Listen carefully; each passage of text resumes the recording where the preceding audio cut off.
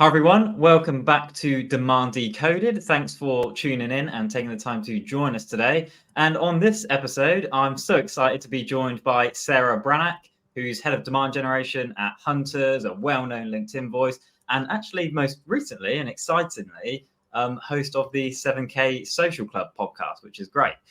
So I started following Sarah after Inbound 2022, where she spoke actually, and it was a great talk about scaling marketing and growing revenue through marketing at the same time. And I've really just been learning from her great LinkedIn posts ever since. So it really is amazing to have Sarah on the podcast today, and we'll be discussing 7 tactics that will actually create demand for you in 2024. So yeah, it's really great to have you, Sarah, here. I'm looking forward to an insightful, tactical episode. Thank you, Dan. Me as well. I'm a fan of your work here at Blend, and glad we've stayed in contact since that first initial meeting at Inbound. For sure. Cool. Right. If we dive right in then, as usual, if you're watching live, feel free to ask questions in the comments section on LinkedIn. Just put them in and then we can basically bring them up on screen as we go along or at the end if we have time. So I suppose we better start running through these 7 tactics. Do you want to kick things off by kind of introducing tactic number 1 and then we'll have a discussion around it? Yes, and maybe a little bit of context first. So I hear from a lot of marketers that it's a very challenging time to do marketing. Of course, there are so many factors at play that are making it hard to do business in general, right? We have, devastating effects of war. We also have crazy inflation. We have companies, startups in particular, that have raised venture-backed capital in the last few years, and they're trying to live up to high valuations that have been set, and extortionate growth tactics. So it is a challenging time to be a marketer, but I will counteract that by saying it's also a very exciting time to be a marketer. And if you are somebody who is thinking, oh, my same old tactics that I'm constantly using aren't working as effectively anymore, hopefully you will get value from the tactics that we're about to share with you. And hopefully it'll give you a little bit of a source of inspiration going into 2024. So the first one I wanted to start with, Dan, is personal branding. I got one of those little profile badges from LinkedIn as a personal branding voice. So I will humble brag, but really it's a passion project of mine because I think as marketers, we don't do a good enough job of marketing ourselves. And also, I see many CEOs, many business leaders who have started incredible companies, and they're not doing an effective job of marketing themselves and their business in a meaningful way. So some of the examples that come to mind of companies that are doing a really good job of personal branding, whether it's the marketers within their organization or their CEO or other, thought leaders, often it's whoever within your company is going to be interesting to your ideal customer persona is an ideal candidate for personal branding work. And Cognism is one of the companies I think that stands out hugely. The team is based here in the UK, where you and I are based, Dan. So maybe we're a little bit biased there, but hopefully anyone watching in the States has also seen the wonderful work of Cognism. A thing to call out that they've done this year, their CMO, Alice DeCourcy, hopefully I'm saying that right, Alice, wrote a book about being a first-time CMO and then did a full-blown book launch as if she was, an author and working with a publishing house. So I thought that was really impressive, and curious to hear whether you also saw that on social, Dana, and what your thoughts are. Well, didn't just see it. We have the book.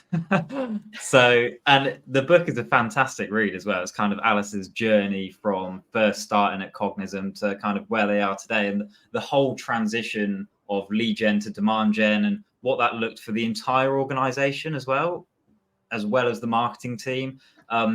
Fully agree with Cognism. They're a fantastic example. I also noticed that their CEO has started posting on LinkedIn a lot more recently, talking more about the kind of revenue and sales side of the business, less so on marketing, but incredibly interesting for other CEOs to look at.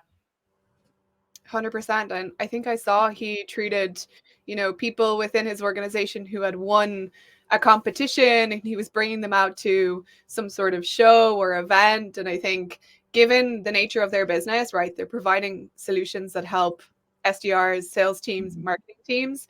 I think the content that the CEO is creating, I'm sure with the help of the fantastic marketing team they have, is very effective. And then they're able to run thought leadership ads on top of the organic content that their internal creators are creating, which I think creates this really interesting flywheel where you're kind of creating once, seeing something be effective, and then distributing forever.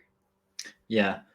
I think where marketers like us get a lot of pushback in this area when it comes to personal branding, as you kind of mentioned, there are a lot of voices in the business, and sometimes the people you want to hear from aren't the marketing department. So the challenge is getting those other influential people that are inside your business, have all of the subject matter expertise, to somehow then start creating that on LinkedIn or in another kind of place to build their personal brand. What do you think is some of the best ways that like a marketer can get started with those things and really engage those people within the business? Maybe they're a bit shy or just a bit hesitant to do it. I think getting buy-in from your executive team is so critical, and hopefully, they're not that far out of reach. If you're a marketer, you should feel confident to speak to your CEO, your CFO, your COO, and talk to them about, hey, I have these ideas around leveraging the voices within our business and amplifying them on social media. Can I work with you to do this? A lot of times people will say, yeah, I see the value of creating content, as let me give you an example that's not a sales and marketing example. So I work for Hunters, which is a cybersecurity company, and we have people, we have a chief information security officer at Hunters who is, their role is to protect hunters from threats and vulnerabilities and breaches. So we are trying to do the same thing that our customers are trying to do, secure their own organization. So for me, working with our internal CISO and creating marketing material around, hey, these are the things we're doing to protect our company, that is going to help us achieve the goal, which is amplifying those voices internally to our target audience, right? Customers that we're trying to sell to or prospects we're trying to sell to, they don't want to hear from marketers at Hunters. They want to hear what our cybersecurity team is doing to secure our business, and also lessons that we're learning from our bigger customers who have different environment than we do. So I think it's really thinking about your ideal customer. What information do they want to hear? And then what is an ICP that reflects, what is a person within your business that reflects that ICP? And then talking to the leaders within your business, like, do you agree that social media is valuable? What are examples you see of this being done well? Do you think this is possible for us to replicate? And then can I share with you some suggestions around how we can achieve this? Can we work together? I think it's truly asking for that partnership and explaining to them that it's valuable and being aligned on what it should look like.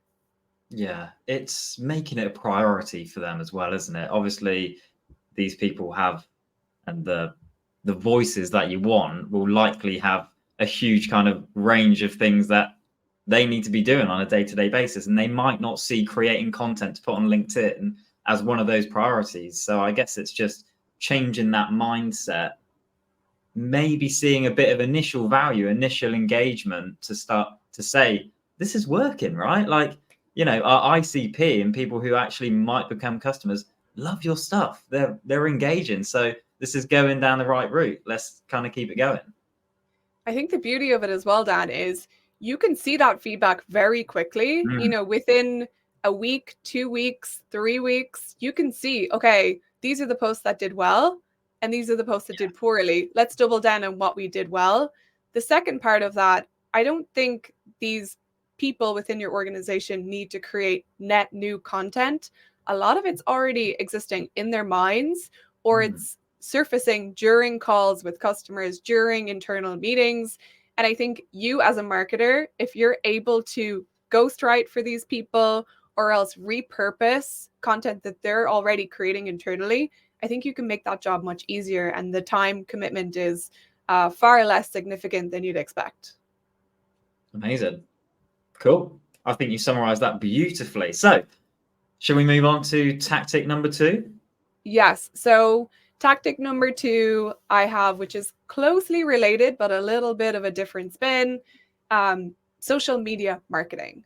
I think social media marketing is, going from strength to strength. Although algorithms change, I think the platforms are staying pretty consistent in terms of, for business, we're using LinkedIn, but we're also seeing TikTok being very prominent, and some brands are using TikTok really, really well.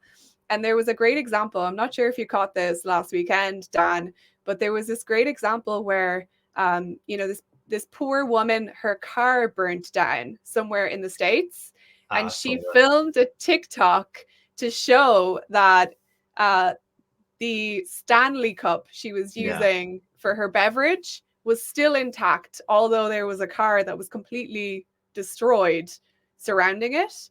And this video that she took got 80 million views on TikTok. And then Terence Riley, who is the global president at Stanley, said, Stanley Cups are built for life. And, we would like to essentially buy you a new car. Yeah, but he did say this is a one-off, right? He said, don't expect it. Disclaimer. Yeah, we don't do this very often, right? This is a one-off. Don't go burning your car down with a Stanley bottle inside. I did see that though, and it was, just fantastic marketing without trying, really, and the power of social to make that go viral. And I can't imagine how many more orders they got for Stanley Cups after that. A few, I imagine, anyway. Yeah, and all of the news pickup, it was all over the media. I think what it shows is a brand needs to have a very strong value proposition. They need to have a great product. They also need to keep an eye on user-generated content and look for these opportunities to engage with the community. So, this is an extreme example that can't really be replicated by other brands or by Stanley again. They're not going to make a campaign out of this. But I think it shows the value of having your team deeply embedded within these social channels and observing what your community is talking about, what kind of content your community is creating, and then having your values in line, that you're ready to react to something really, really quickly to be able to maximize an opportunity like this. Yeah. When it comes to actually creating demand for your business through social, kind of not just monitoring, but actually going and actively posting on social, are there any formats that you kind of see working going into 2024? Because LinkedIn's a funny place, isn't it? Because I know you've grown a huge following through mainly text posts. I know there's some images and some video in there, but a lot of it's text posts, I think. Are there any formats you see really working? I think the first thing is having a strong point of view. And as having a strong point of view is probably going to work in any format once you're able to communicate your thoughts in an effective way. So saying something meaningful in as few words as possible is really my own personal approach. And I think it's truly the art of storytelling, where you're not just kind of shoving your opinions out there. You're stating something where you're strong in your conviction, but then you're also able to articulate a story in a very simple, concise way to explain the context around what you're saying. And I think that, triggers a response in people, and that's really what fuels this engagement. And just like we're having a two-way conversation here, Dan, the goal on social media is to have a two-way conversation. And I recently interviewed Peter Caputa, who is a CEO at Databox, on my podcast, and he used to work at HubSpot. And he had this amazing LinkedIn post, which was like, nobody wants to talk to a logo. People want to speak with other people. And I think fueling this discussion and using social media as a way to showcase your opinion, but then also start a very interesting conversation, I think that is what's working today. Yeah. Social media is a funny place because the name suggests you should be social, yet so many people using social media don't use it for that reason. They just use it for consumption, and they're the dark people lurking, below the surface, who are just there to consume. Actually, on the last episode, we were talking about how social media has basically become broadcast media. They're just broadcast channels to kind of put messages on, but the actual power of being social, the power of communication, like with your ICP, is so powerful. How do you feel about social ads, using ads to distribute this content, or using social ads to create demand? The way I would think about it is organic social is a very easy way to test like ideas that are, engaging and that trigger a response in people, whether it's positive or negative, and whether it has the response that you want, but you're still able to test through organic social. And then paid is really amplification of social media content that's effective for you. So if you're seeing those signs of, yeah, you know what, this post got engagement, it resonated with people, I want to get this in front of more people that fit a certain criteria, paid social is phenomenal for doing that. Do you think there could be a slight argument against that on company pages, at least, for example, if you're pushing organic posts out on there, a lot of the time when it comes to company page followings, they're quite a strange group of people that you've kind of grown over a period of time, past employees, people related to you, friends, like they're not necessarily your ICP. So would it be dangerous to potentially look at that as a kind of feedback mechanism and then feed that into paid social, which is being distributed to your ICP? I think for most companies right now in B2B, engagement on your company page is so low, and it tends to be, your coworkers that are liking things and commenting on things, or maybe it's, to your point, your investors, or sometimes your customers. We had a customer recently who said, this is huge for a product announcement that, they clearly submitted this product feature request and have been backing it from a roadmap perspective. So like those are the outliers. But I think this again is where the people within your organization are very useful. If you are selling to, product managers, you have a solution for product management. If you can use the product managers that you have internally to float some ideas out to their audience where they see people as peers, that can give you great feedback of, okay, product managers seem to be interested in these topics. This is what we're going to amplify from our company page. And luckily, LinkedIn have made this easier where with thought leadership ads, you can amplify that product manager internally through advertising, which hasn't been possible until the last few months. So again, another reason why it's really exciting time to be a marketer, especially in B2B. Yeah. I think we need to do another episode on creating demand through social, because there's just not enough time. But it's so fascinating. But should we move on to tactic number 3? Yes. So tactic number 3 is content marketing. You can see all of these things are very closely intertwined, but I think, content is king. It always has been king. It always will be king. And one of the brands that's doing this extremely well at the moment, again, in the UK, based in the UK, but doing a lot globally, Stephen Bartlett's Diary of a CEO, they're the North Star example of content creation and content marketing, truly knowing your audience, finding the best speakers, researching them thoroughly.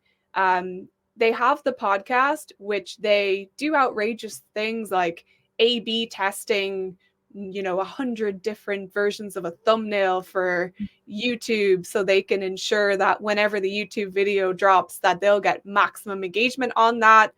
Although, some B2B marketers will roll their eyes and say, I don't have the budget of, Stephen Bartlett and his team. But I think we can learn a lot as B2B marketers, where instead of ticking the boxes and saying, okay, yes, we have a thumbnail, yes, we have a social media post, why aren't we creating lots of different versions of thumbnails and switching them out and testing them and seeing how audience engagement changes based off the colors we're using or the title? These types of things, I think marketers, B2B marketers, need to push themselves to test more, to learn and to grow.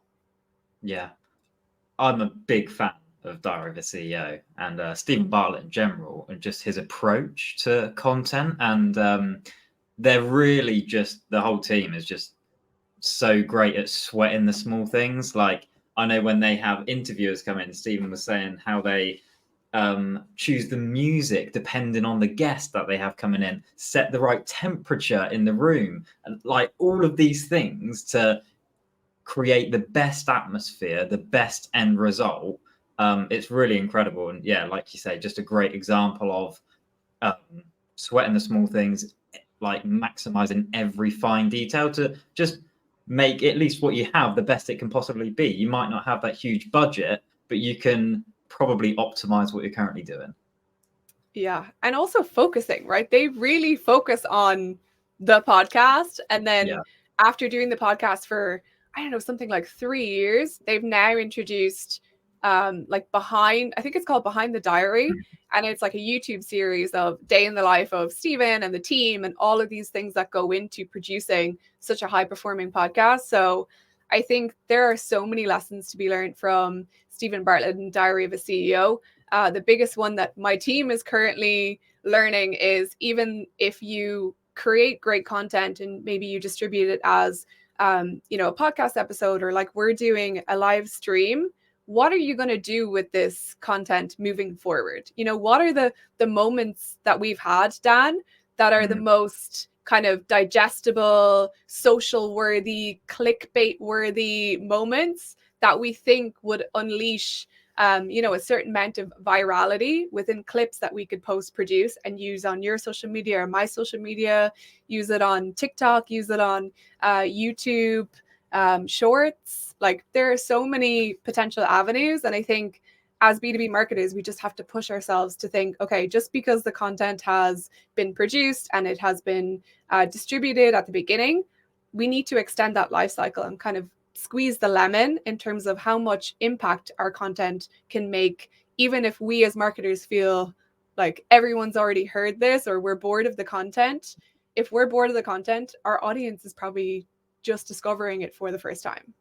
Yeah, I'm definitely guilty of that, thinking, we've already spoken about this. Can we really speak about it again? Yeah, you can. And probably in similar formats, because not everybody's going to see every single thing that you post, I suppose. And like you said, yes, content is king, but I suppose distribution then is the whole monarchy.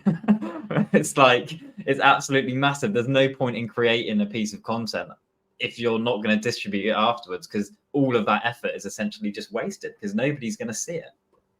Yes. And there is a podcast that I also love called Marketing Against the Grain, which is Kip Bodnar. We had Kip on.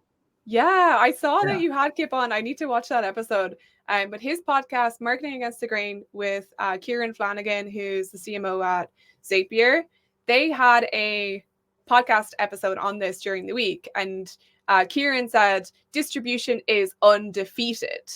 And just taking this perspective of thinking about distribution as a priority rather than an afterthought, right? How many times do we as marketers think about the product or think about the objective and then we talk about distribution last? I think we need to flip that and think about distribution first. And some of the other examples, if we want to talk about another good B2B example within content marketing, there's a platform called Wistia. They do video marketing for teams, and they have an initiative called Fix My Setup, where they pick, a marketer or like a person who's influential within, their audience base, and they say, we're going to fix your setup. So they would take your setup behind you, Dan, and they would say, okay, if you get this camera, the quality will be better for streaming. If you get this lighting, half your face might be lit up and now all of it's lit up. We can make that plant behind you look like it has more life. We can insert a neon sign. We can place some clever product placement there and maybe get you an endorsement deal. I think Wistia do a really good job of creating customer marketing and content marketing. They even have a product release that they did recently, and they talked about it while riding on horses, almost like a country western type movie scene. And I think what they're doing is thinking outside the box of, hey, feature releases they're done kind of boring.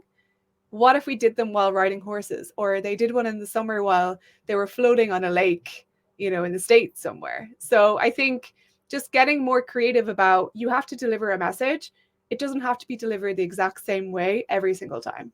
Yeah, I think you have to get more creative now with the rise of AI and AI generated content as well. It's only more important to be more creative and not look like a standard B2B marketing piece of content that could be, created through AI, generated things.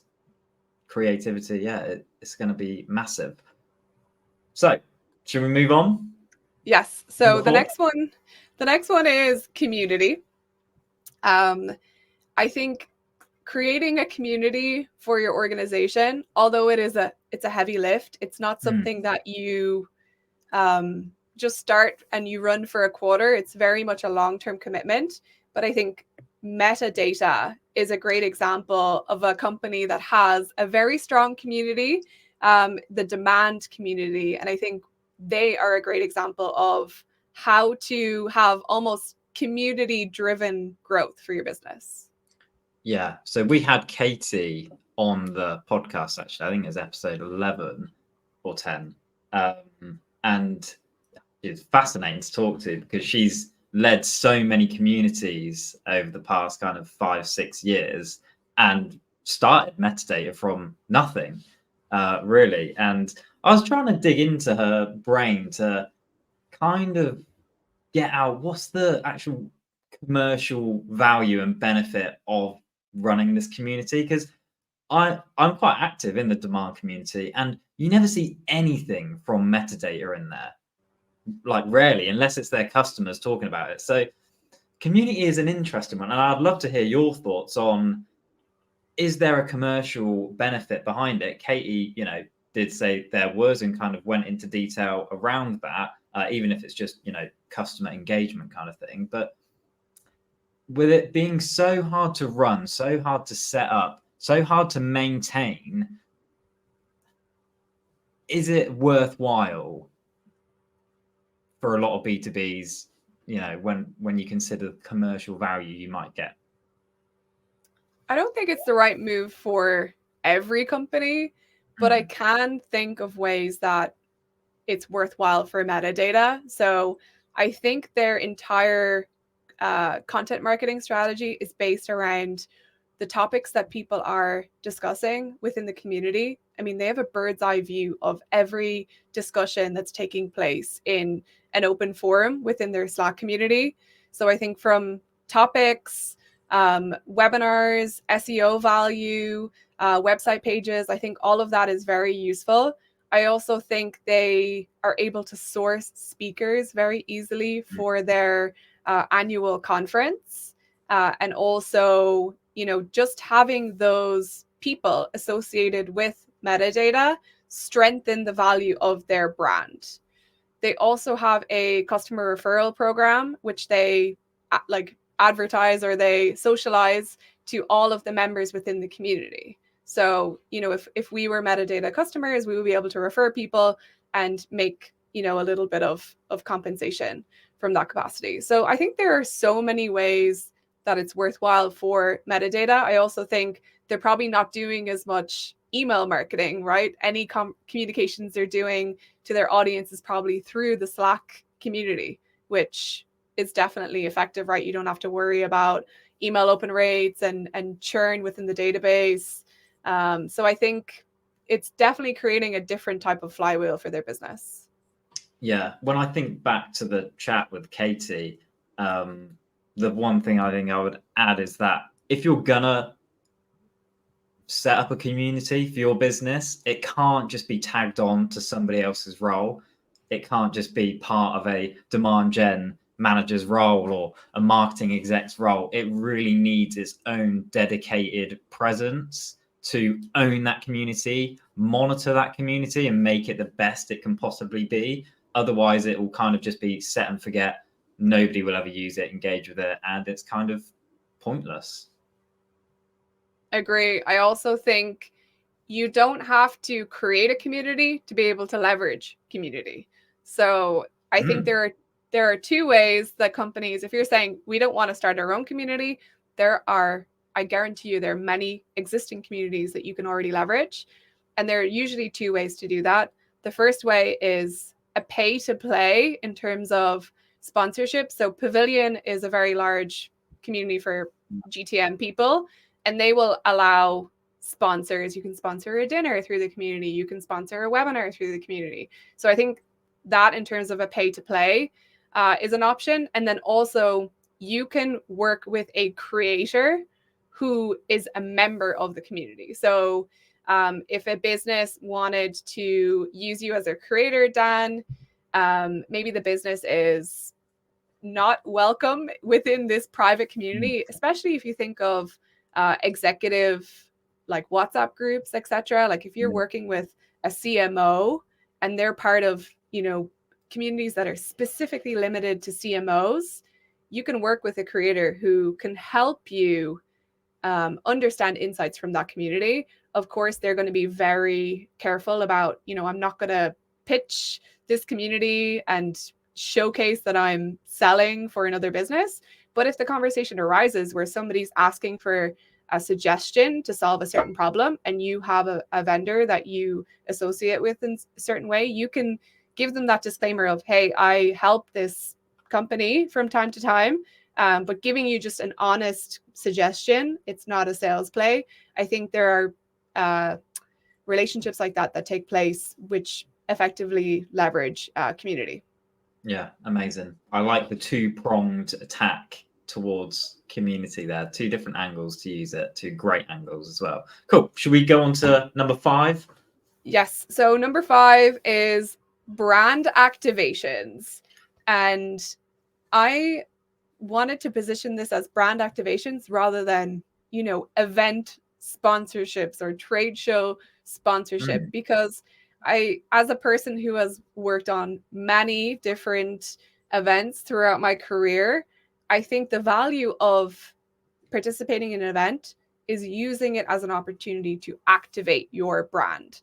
So it's kind of like, if you think of like the Super Bowl, you will remember there are usually one or two brands that won the Super Bowl, right? And it's not the team, it's not really the team that's playing on the field, right? It's the advertisers that are really going to battle during the advertising breaks.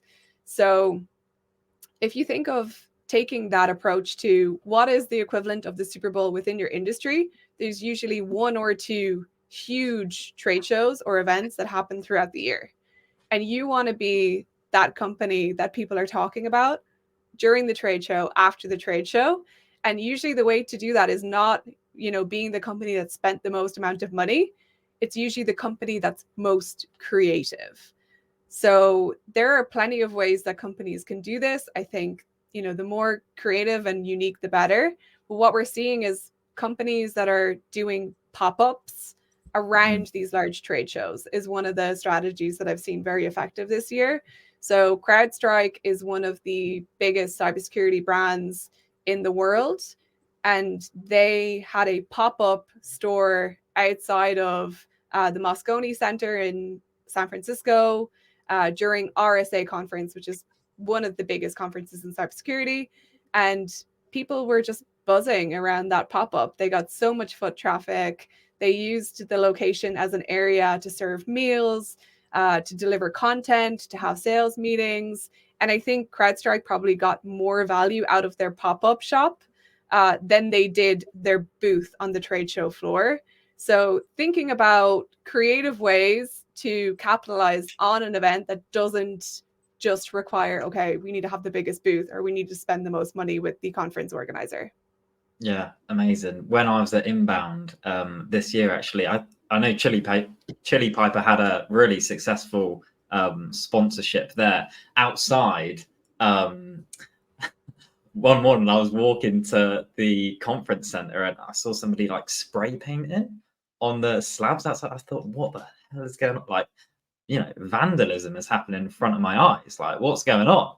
And they had like this chalk kind of paint that would obviously rub off, but I can't remember what the message was on there. But it was Chili Piper plus HubSpot, some sort of really creative message in there, and yeah, just thinking outside the box and ways that you can really draw attention is fascinating. So when you say brand activations, is there anything else that goes into that outside of events? Because brand and activations to me is quite a broad topic. Yeah, I think there's tons. And did you catch, I didn't catch it fully, but the North Face did a really cool brand activation where they had put like a North Face winter coat over Big Ben recently. Oh, I didn't see it, but I need to see it. Yeah, I think there are so many ways that companies can do a brand activation. One of the things my team did earlier this year was they did a breakup campaign on Valentine's Day, which was like break up with, a legacy solution and move to, a modern solution that better fits your needs. And doing that as a B2B company on Valentine's Day is the kind of activation that I'm talking about, where it's replicating something that's usually seen in B2C, but then being able to do it successfully in B2B. I think you're on to a winner because you're going to stand out. And I think standing out is just the best way to get attention from your audience. Yeah. And do you see that translate into those high intent inquiries, opportunities, pipeline? Or is it more of just a kind of let's get our brand out there and kind of hope? I imagine there is a lot of correlation. I think getting the brand out there from an awareness perspective is really important. I think you don't want to rely on the branding efforts to truly hit your pipeline targets. I think there are more tactical things you can do to ensure that, hey, we're going to hit our number by doing these proven things, but then having this kind of experimentation budget where we're going to try something different. We have no idea whether it'll work or not, but it's going to be brave and it's going to be bold. And if we want to really make a splash in the market, we need to exhibit that bravery and that bold kind of approach to get attention, especially in a very competitive market where everybody is copying one another. Yeah, amazing. Cool. Should we go on to number 6? Yes. So the number 6 I have influencer marketing. And I think the most effective way of doing influencer marketing in B2B is leveraging creators right now. And I think the great example I always go back to in my mind, especially as a marketer that started their career in the States. I was living in Boston for 3 years when Drift was on the rise, and just watching, Dave Gerhardt lead marketing with David Cancel, starting with the podcast where Dave Gerhardt was learning from David Cancel, and they were creating this kind of talk show which had content outcomes that were influencing the business. But then the way that they were able to move it further, where they weren't just relying on that one show and that one persona of the CEO, they were able to build podcasts for their product marketing manager. They were able to build kind of sub brands for other people within the business, which they created their own influencers internally, which I think is really smart.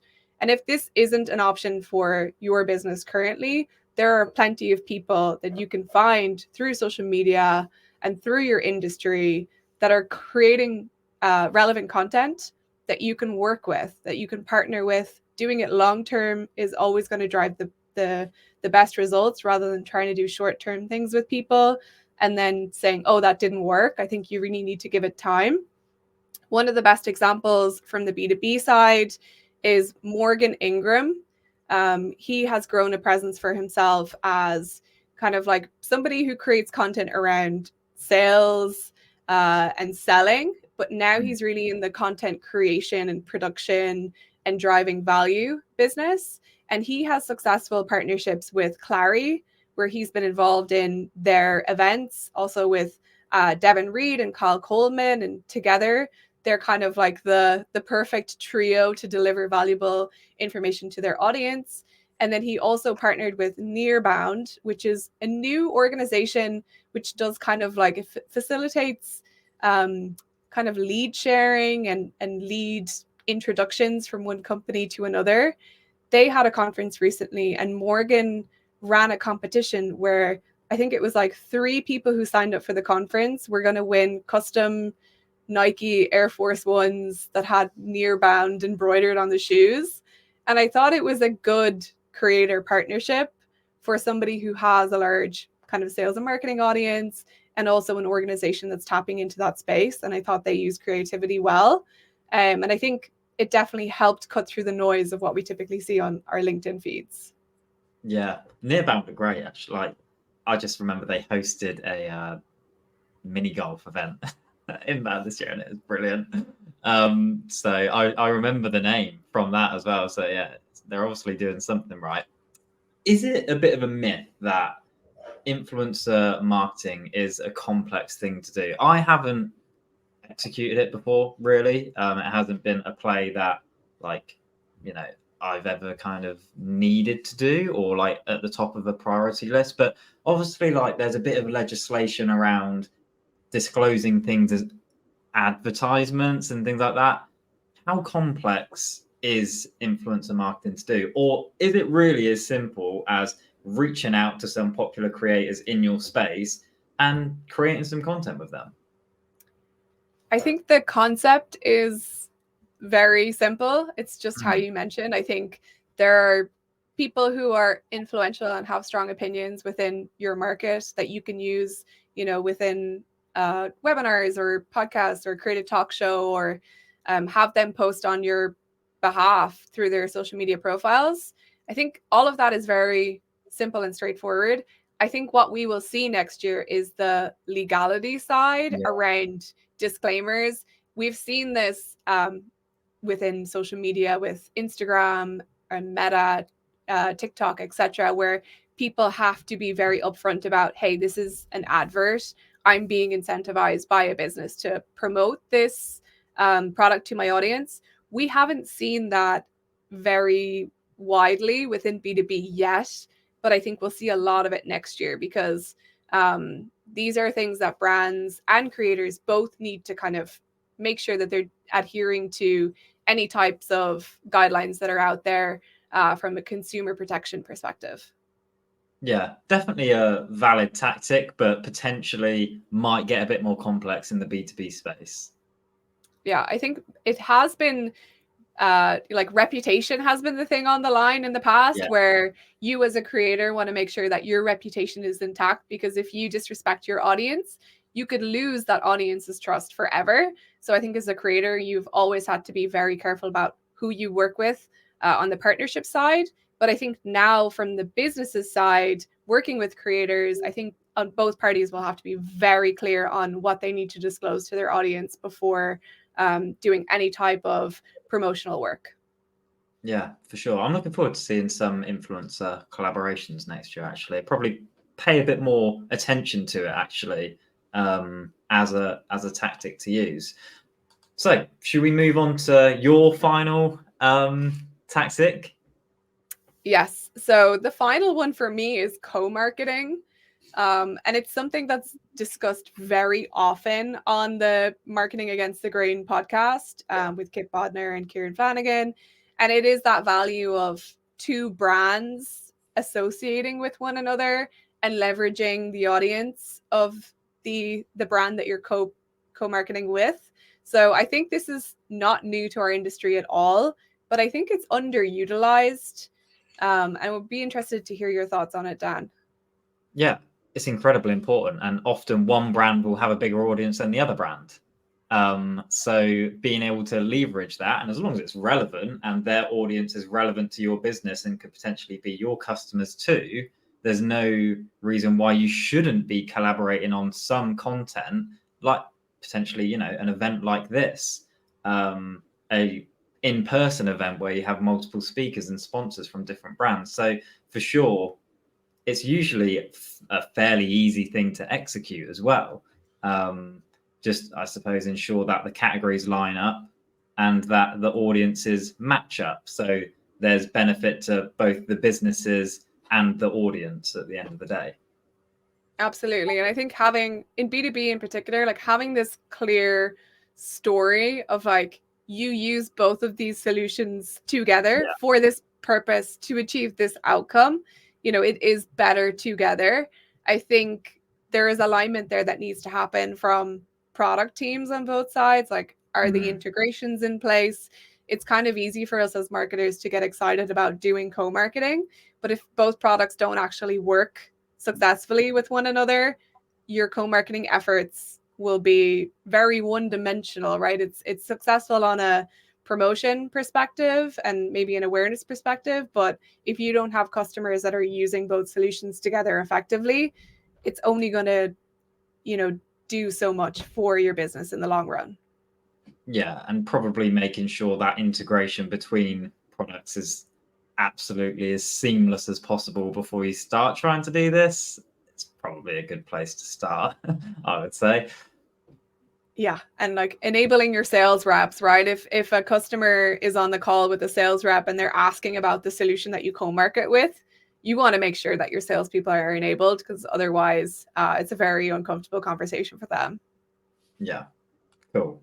All right, well, I think we might have come to the end of your 7 tactics, but I might have a couple up my sleeve to discuss as well. There are a few that I was thinking about that haven't been mentioned that I think would be worth discussing. The first one is search. And I know we're talking here about demand creation, how you create demand in 2024. Are you kind of ruling out search altogether as a demand creation channel, or is there still potential there? My challenge with search is I'm impatient, and I work with companies. I typically have worked with startups my entire career, and I work with startups that need to see results quickly. And I think the results of SEO only happens over time, and you need to be very strategic, very patient to see those results, versus what I said about, you know, in the beginning, personal branding and organic social media. You're getting feedback very, very quickly. And I think that information should inform your website strategy and how you're optimizing for terms that your audience is going to be interested in. But I typically don't rely on SEO. I see it as a part of the strategy, but not something that I would kind of lead with. Yeah, I suppose it's where your audience is, right? And like where they're going to consume content. Some industries, I mean, most are quite well established on LinkedIn now, but some don't use it like that regularly or consume a lot of content on it. So if they are going to search to, you know, answer their problems or questions and get solutions, then I would argue it still is a relevant place to at least create demand for your solution, but it doesn't create demand for the initial problem that arises. That comes from somewhere else. Yeah, I think demand capture is really where you see SEO coming into play, where, you know, if people might hear about you through social media, but then they're going to search for your website, and you want to make sure that you're able to convert them when they're searching for you, because, you know, it's a fantastic outcome for people to think of your brand when they're trying to solve a problem. So it would be terrible to not invest in your website and not invest in search so that people can't find you and they find your competitors instead. Yeah, thinking about it, there's kind of like a scale of effectiveness when it comes to search. You've got like brand searches at the top. I mean, that's the pinnacle. If you've got somebody searching for your business after you've created that demand and built that affinity up with them elsewhere, that's kind of the best place to be. They literally want you and nobody else. I suppose next is those commercial high intent keywords where like somebody is looking for a solution there and then. If you're appearing highly in those results, that's excellent. Next, you kind of have those problem aware longer tail keywords where it's great to answer the question, harder to build the affinity from then. So focusing, on working down from that is probably a good way to look at search, I think. Yeah, I will disclaim that I am definitely not a search expert, and I think you know a lot more on this topic than I do, Dan. So I wouldn't encourage any marketers to follow my advice on SEO. All right, well, let's move on because I've got another one. I don't know if this is a tactic to create demand, but I think we should mention it. Customer interviews and qualitative insights from customers. Like, it is kind of a tactic, just using it as a way to fuel other things, though. Like, it's becoming, I think, more and more important to get those actual insights from your customers to fuel everything that you're doing, the content you're creating, the messaging on your website, the types of formats you're producing content in, listening to your customers or potential customers and really what resonates with them and what they want is really the end goal. Yeah, I agree. And I think as marketers, we typically, I'm sure there are exceptions, but I think we typically don't do customer marketing very well, right? A lot of the marketing decisions that we're making in a vacuum rather than getting this information from customers firsthand for a majority of reasons. I recently spoke to Danny Wolf. She is the CEO of a new business called Audience First, and she actually teaches marketers how to do customer research and customer marketing effectively.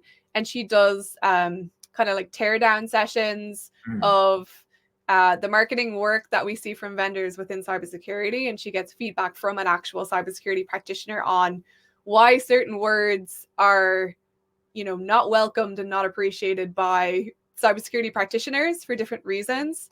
So I think more of that kind of education around how to do customer marketing successfully, I think is going to be very valuable for our industry. I think it's something that we assume we can do customer marketing, but I think it is an art and science of its own that needs to be appreciated by marketers, I think, more significantly within our industry. Yeah, I think it's trending that way, to be honest. I think more and more marketers are realizing that we need to stop guessing and taking the thoughts of our internal people and really start focusing on what our customers want, what our audience wants, and do more of that stuff. One last question, because I kind of want to summarize and get a gauge of these tactics. If you were going to invest your own money in, I don't know, let's pick three of these tactics, where would you invest it? I think it's impossible to answer because it really depends on your outcomes. Like, what are your desired outcomes and what are the resources that you have available to you? So I would encourage marketers to reverse engineer what you want to achieve. So if you can put yourself in a time machine and be at, the end of November or the beginning of December 2024, what are the things you will want to have achieved by this time next year? And then think about the tactics that will get you there. Okay. All right, fine. If you don't want to give me, sorry, is that a cop out? Bit of a cop out, but a fair cop out, I would say. Yeah, because I think the issue with, like people who are influencers on social media, and like I don't see myself as an influencer on social media at all. I just see myself as a marketer with an opinion who wants marketing to be done at the highest possible quality throughout organizations. And I've made a lot of mistakes, and I don't want other marketers to make the same mistakes. So because of that, I was getting so passionate there that I forgot where I was even going. But you really have a lot of power, a lot more than you actually think. And I think nobody should be dictating to you that like this is the right way to do marketing or this is the wrong way to do marketing. I think there's only one right way to do marketing, and it's what's right for your organization based on the goals that you have, based on the resources available to you, based on the vision of the leaders. So I think you really need to kind of put your blinders on, stop listening so much to people like Dan and people like me, and really think in terms of what's right for your own business. Yeah, please don't stop listening to us altogether. That would be heartbreaking. But take it with a pinch of salt, I suppose. Yeah, you're gonna regret having me on as a guest, Dan. Yeah, I might just have to cancel this right now. But I do think there's only, getting information is great, and learning what's out there is great. But I think there's only so much content that you can actually take on board. And then there comes a point where you need to say, okay, what's right for our organization? Let's make some decisions. Let's get going. Because otherwise you're going to be in this endless cycle of, well, I heard this on LinkedIn or I heard this on a podcast. I think you need to limit the amount of education that you do and then go act and learn and iterate. Yeah, learn for yourself, put it into practice, because it's going to be different for every business. Yeah, and let us know how it goes. Yeah, I'd love to know. Love to hear it.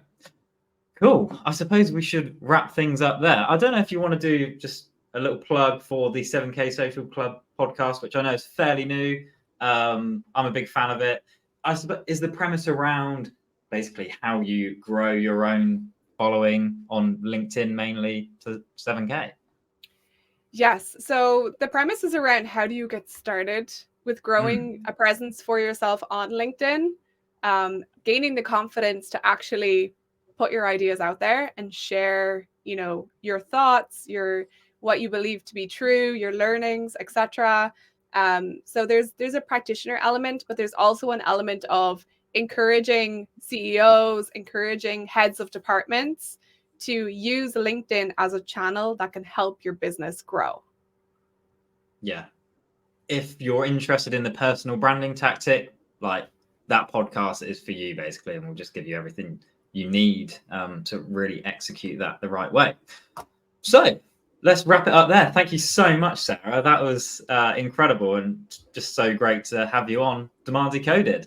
Obviously, follow the Blend LinkedIn page for any future live events, and you can catch up with any episodes on YouTube, Spotify, or Apple Podcasts. Just search for Demand Decoded. So thanks for tuning in, and we'll see you next time. Bye, everyone.